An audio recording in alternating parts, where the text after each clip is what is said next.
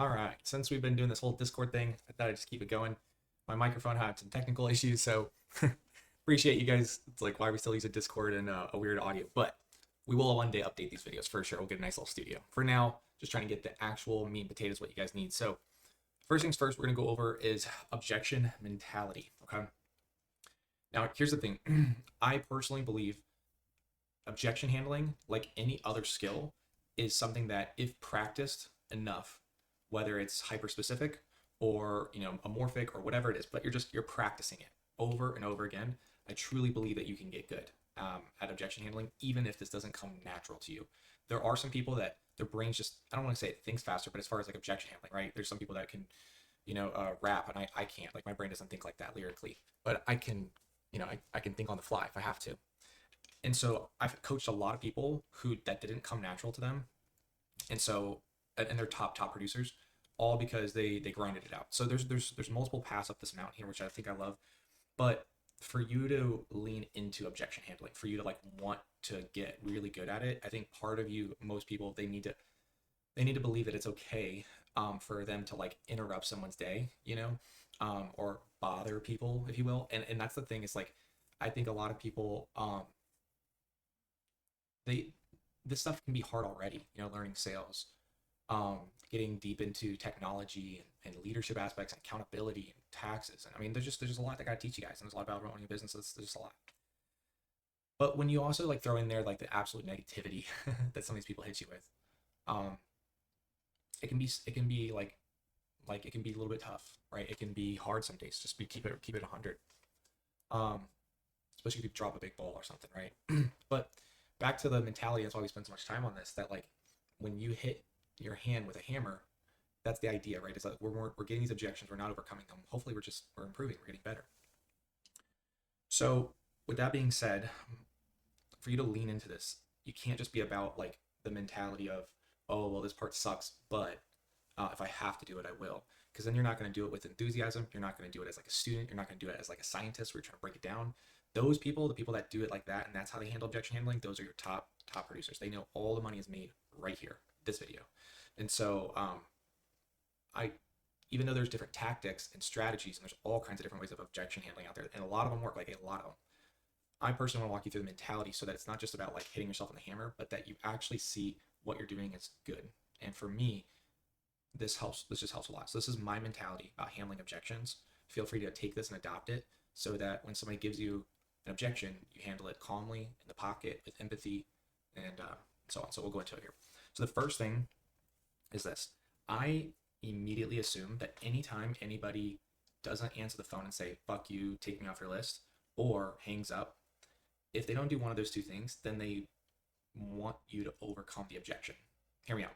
So if you go on, like, if you're a dude, go on a date, right? And there's a girl and she tells like, I don't kiss on the first date, right? But she's like leaning into you and your face is like 2 inches away. It's like, okay, right? And there's these scenarios in which we run into our lives where people say one thing but they mean another, and we'll come back to this later. But um, the way I look at it is, if you were to have an in-person conversation, right? We were in person right now talking, and I said something that like just kind of creeped you out or whatever, you didn't like it, and you just had the ability to just like poof, be in another spot, right? Not having that conversation, and also never interact with me again, right?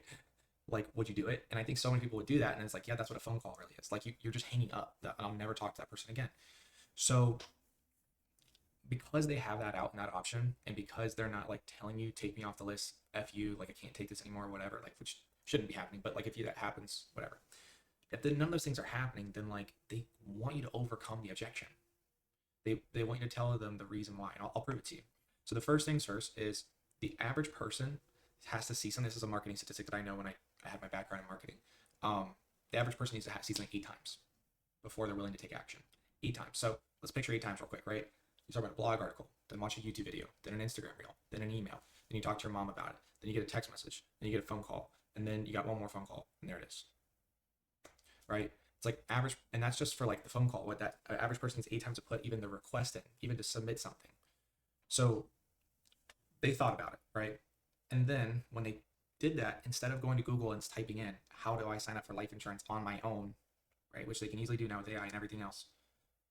Instead, they decided to put their information in, name, phone number, email, all that stuff, to get quotes. Like, think about that. Think about that, right? So like You want help. You could have looked it up how to do it for yourself and you didn't. You want help. So like again, we're just like, help, stay with me here while we build this. Next thing is that they answered the phone. I don't know about you, but even me, I'm incentivized to pick up random phone numbers. I'm incentivized to pick up people who are just calling and I don't know their number because it could be a client, it could be a referral.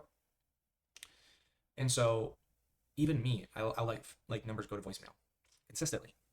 Not all the times, but consistently. So imagine you're W-2, imagine you're retired, imagine you're on Social Security, all that stuff, right? Picture that. And then you answer the phone of a number you don't recognize. They have time to talk on said phone. Because how many calls have they had to ignore from their friends and family because they were doing something? So they clearly have time to talk on the phone. Because if it were their grandma that were on the other end of that phone, which I mean they're pretty old, so that'd be kind of crazy, but their daughter on the other end of that phone, they would be talking on said phone easily. And so one of my mentors said this to me, and it really like hurt my feelings, but I really liked it because it's like when you realize like what it really means, it's like it's true. He would say, it's not that you are it's not that they were uninterested, it's that you are uninteresting. And so, you know, obviously that's like, okay, sure, that's an easy cop out, like, but when you live that principle, you live that truth, then even on the worst calls, even on the worst clients, even on the people that are like, dude, no way, you could still practice, you could still learn something, you could still try to tweak something. It doesn't even have to be how they reacted. It could have been just like your standard for how you say it and you didn't like it. And and so I'm just letting you know that how do we become interesting, right? I think that's the most important thing. And we're going to go into tactics and strategies, but it starts here. It starts with conviction. And this it starts with like believing that you need to overcome it. So if they were your grandma, you would still be talking to them. They would still be talking to you, right? Or daughter, whatever. And so why do they not act like it, right? Why do they not like act like it then? And one of the best things, and I wish I had this prayer prepared, I should have grabbed it, but just take my word for it. Look it up later right after this if you'd like, don't care. Jeremy Miner, right? And he's in the Discord right now in the link in there. Probably the king of life insurance coaching sales right now, I would say. And he has this really famous video where he goes into Times Square, dressed nice, nice like polo, like I think it's like a jacket, maybe I can't remember, but real nice. Looks really nice. Like he's got guys are standing around him like security guards, and he's holding on to, and it's a camera crew and everything, right? He's holding on to a gold bar. He's got a gold bar in front of him in his hand, and he's saying, "Hey, would anybody like this gold bar? Would anybody like a free gold bar?" And he's just like saying over and over and over again, and it's just crazy because it's like the amount of people that would just walk, like no one ever took the gold bar just to spoil it. Like the amount of people that walk by, and there was zero, and I mean this, like it was like a 10-minute video, zero like obligation. Not any one person just was like, hey, what do I have to do to get it? Or like, hey, yeah, like what's the catch? Or even just like, I get it for free. Like no one even questioned it, all because of the way he was saying it, all because he was trying to sell the gold bar, even though it was free. And so yeah, and so people have this natural tendency to just have flight or fight. And usually where it comes down to is human beings believe that we will help each other from danger, which we'll get into this later, but help each other from danger, right? You see someone slip and fall, go pick them up. But very few humans believe each other will help each other to gain something beyond what you already have. And so it's like, I'll teach you how to make $10 an hour. Why? Right? And even if it's that cheap, right? And so it's just one of those moments where you have to realize that like fight or fight is an inherent response that people are going to have. It doesn't mean that's the truth. It doesn't mean that that's what they really want. It just means that that's what they're feeling right now. And here's the crazy part about this. If you want to look this up too, the average human emotion only lasts for about 90 seconds max. Side note there, if you're having an emotion longer than 90 seconds, it's the story you're telling yourself about the emotion, by the way. It's like you're fueling it one way or another. So just a little psychology, a little trick there. But essentially, these people they just got a little jolt. That's all. And whether that's bypassing them and steamrolling them, whether that is doing takeaways and pausing and like doing questions, like NPQ stuff, whatever it is, we need to learn why, and we need to learn how to do it. And here's the reason why. Let's take a step back here for a quick second. Let's pause about this this rabbit hole. Let's go down a different one just for a second. We'll come back. If I came to you and I said, hey, John, whoever this guy, whoever's watching this, or Susie, I just drove by your house. So I don't know where you live, right? But if I come by, let's say I came to you and I found you, I was like, hey, I just drove by your house. I just thought I'd let you know your house is on fire. Okay. Your house is on fire right now. There's no firefighters, no ambulance, no cops, nothing showed up yet. I just saw it's like on fire though. I also thought I should tell you that just this past month or so, or a year, whatever, doesn't matter, I am licensed in property and casualty insurance. And actually, I can sell you like fire insurance on your house. And if you just sign this paperwork, I can actually get you that covered before the firefighters and the EMTs and the doctors or the police, they get there and then they notate it and they see it, because then it'll be like, it'll be a pre-existing, right? The house is already burning down.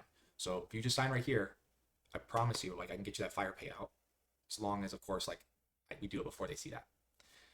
I think every single one of us would be like, F yeah, you wouldn't care the premium, you wouldn't care the amount, like you would just be like, yes, please, I need this. And so if we think about it that way, right, and we think about insurance as a whole, right, let's talk about, right, we have phone protection insurance, I got Apple Watch protection, right, I got warranties out the butt, I got, we got health insurance and car insurance and renter's insurance and mortgage like mortgage protection insurance, PMI, right? There's all these insurances out there. But the entire game of insurance, besides life, is risk adjustment. It's on literally their premiums are designed so that they won't have to pay out in as much claims percentage, like statistically. Like there's not enough claims that are filed to actually bankrupt them, right? They still make money. And you can make the argument for term life insurance, it's that way, right? Because it's a term. But if you're buying permanent life insurance, it's the only thing that is guaranteed to happen. So you're telling me that we sell insurance for a thing that is guaranteed to happen. Just think about that, like the morality of that, of doing that for somebody else. There's some countries that don't even allow for life insurance. They don't have the option for people to get it. And so their family's just screwed when they die. And really just so that their government can take the land. And so when you think about it from that analogy, and then also a quick little, like, what feels like a tangent here, but it's not. If I want you to think about for a quick second, who's somebody, I don't like to use the word hate, but who's somebody that you consider kind of like an enemy, arch rival, whatever it might be, like somebody who in your life you've gone toe to toe with and you guys are like, mortal enemies, whatever, right? If that person were on their deathbed, would you go to their deathbed? Would you go see them? If they like said, yeah, I'd like for you to come, would you go? And every single time I've asked that question, people have said yes to me. Like, yeah, I would go. And it's because as human beings, we have great capacity for pity. We can pity people very, very well, right? But the problem is that it usually only extends to the physical nature. Now I'm going to get a little spiritual for a second. Again, I don't push my faith onto people. I hope that's clear. But I'm going to talk about myself, right? This is my mentality. That's why I want to explain it to you. I'm Christian. And I personally believe that if I don't share my faith and I don't share the gospel, that I'm like committing something like worse than like anything, because that could lead you to like eternal damnation, right? Like not just like dying on earth, but like soul forever torture. So I would be a horrible person. I'd be a terrible friend to you if I did that, right? So the reason that all this kind of makes sense here now is that we can extend this pity to people on the physical side. But Jesus, right, who I follow as a Christian, Jesus consistently, because he was God, was able to see people's emotional damage, right? Like their actual, like we look at physical elements, he looked at emotional elements, right? Greed, lust, right? Gluttony, right? Whatever, like slothfulness, all that stuff. He could see it on people, right? Pride, all that, whatever. He could see it on them. And so many times he had harsh judgment for people who were critics and hypocrites and intense, right? He had hard hearts, but his heart was soft for those, even though were adulterers or murderers or stealers, like he could see their heart. And so I think as a Christian, how I look at this is I look at this as like you put in, you did all this work, you put in the request, you're still in the age lead bucket, meaning you haven't got disposition yet, right? So like you haven't been like sold, and even if you say you already got something, if you don't hang up right now, if you say I already got something, you don't hang up, like then you want something, like why are we still on the phone? And so I look at it as like really all it is just like their procrastination of something they know they need, they know they want, they know they should get it, they know it's going to happen to them, we know it's going to happen to them. And their procrastination to do that, whether it's fear, worry, trust, anger, whatever it is, it's procrastination with those spiritual elements, those emotional bondages that they're putting them. It's self-manipulation, right? Because you need it and you want it. And so I look at it as like if their procrastination is something that like, all those things that I just mentioned, then we as agents and brokers, we have a moral obligation to get good at objection handling. And when I say get good, I mean like get great. I mean like become a true scientist and artist of the game, right? A true like savant studier of objection handling. It's a very, very deep subject, very deep. And you need to get started now on your journey. And take it really seriously for a very long, I'm talking about year, 2 years, 3 years plus minimum. You should be diving deep into the psychology of objection handling, because we have a moral obligation, just like me having a moral obligation to share my faith with you, just like if you had a license to protect somebody's house from burning down, have a moral obligation to go tell that friend before the cops show up. Which, by the way, the cops, the firefighters, the ambulance, that's their medication history, right? If as soon as the medication history, as soon as there's a pre-existing condition, now it makes your coverage either ineligible or a lot more expensive or whatever it is, right? But like this is what I mean by that, them showing up. And so the last bit of this, the last little thing I want to say here is that you need to fight fire with fire. If they are self-manipulating over things that they want, need, and are beneficial to them, and you have those things, and you are licensed, and you are ethically trying to help these people, then you have a moral obligation to get good at objection handling and stop looking at this as like manipulating when really they are manipulating themselves out of the things that they want, need, and will actually use, all of them. So I say that to you because that is my mentality around objection handling. I have pity for these people. And when you enter a place of like real, genuine, not like the fake, like, oh, I pity you, like, and I'm just kind of salty, like real, genuine pity, you will handle objections in the pocket. You'll stay calm, collected, and you'll remind yourself that they need the coverage more than I need the commission. Now, that being said, that is my mentality on objection handling. Thanks for hopping in. I'll see you in the next video.